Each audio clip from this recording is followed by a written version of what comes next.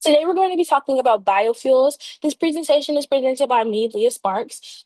Due for time confinements, we will be breezing through and going over some relatively just shallow parts of the concepts. But if you want to look into this presentation entirely, feel free to pause.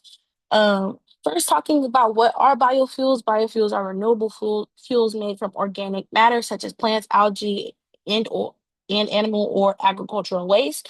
They can be used as a replacement for fossil fuels in applications like transportation, heating, and electricity generation. There are two types, bioethanol and biodiesel.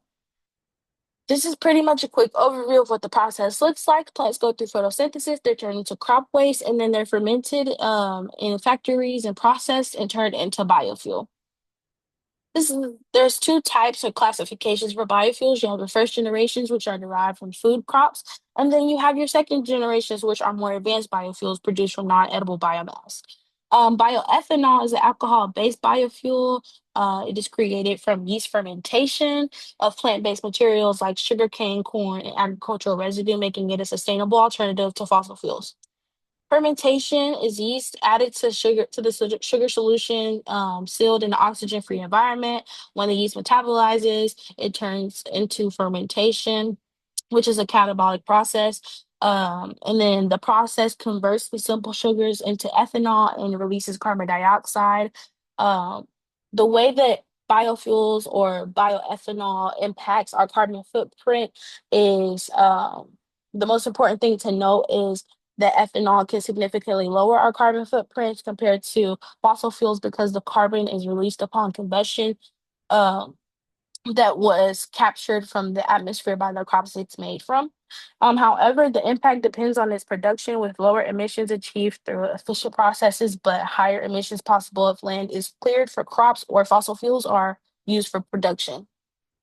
The economic impact of bioethanol would be significant. It would impact by contributing to GDP, supporting jobs in agriculture and manufacturing, and generating tax revenue. It also strengthens rural economies and can provide energy security by displaying crude oil. However, its production can negatively impact food prices, particularly for consumers in developing countries due to increased competition for feedstocks like corn.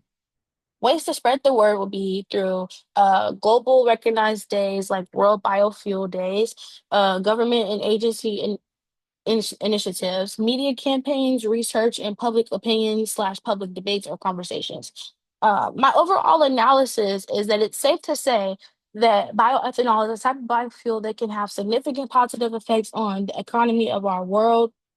The use of bioethanol combined with other renewable energy sources could lead to a significant shift away from fossil fuels that have proven to be less beneficial. There would be some ethical concerns with the diversion of food crops required to produce bioethanol, but if we take action to improve production efficiency, develop advanced feedstocks and pre-treatment, and integrate and commercialize biorefineries, we can make that impact, the negative impact, feel less negative impactful. Um, Ways we can execute, just I'll go over like one way for each, but ways that we can improve product efficiency would be by optimizing fermentation to develop advanced feedstocks and pre-treatment. We can engineer crops and to integrate commercial biorefineries. We commercialize and support with policy. This is the final overview. Thank you so much for watching. Feel free to go back and pause and look through. Uh, thank you.